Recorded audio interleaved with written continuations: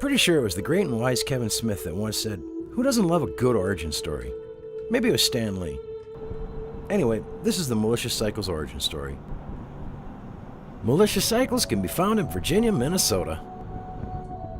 There's a lot of history up here. This whole area was founded by brave and hardy men who built the lumber and trapping industries. They did pretty good at it too. They built the foundation for the settlements and further exploration throughout the Northern Territories. Without these guys, wouldn't be much here. But we were forged out of the steel industry.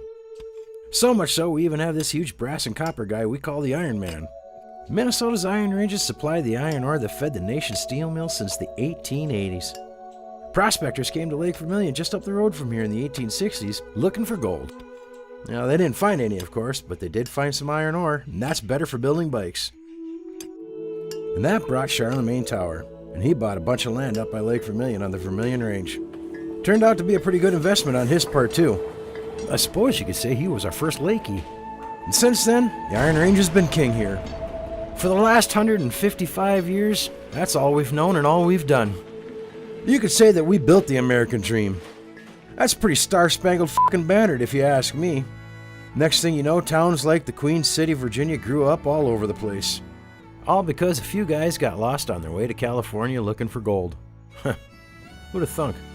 Jump ahead a few years, and here's where we are now. These guys started right here in this garage. They're in great company too. Companies like Apple, Hewlett-Packard, Lotus Cars, Disney, just to name a few. They all started in garages. Well, not theirs, but they are kind of hoping there might be something to that garage thing. They built a couple of cool bikes. Word got out, so they built a couple more cool bikes. Pretty soon, they realized they were going to need a bigger garage. So they built this garage. Definitely had a little bit more room to breathe. After all, bigger dreams need a bigger garage. There's quite a few more bikes built in here, and it worked pretty damn good for a while.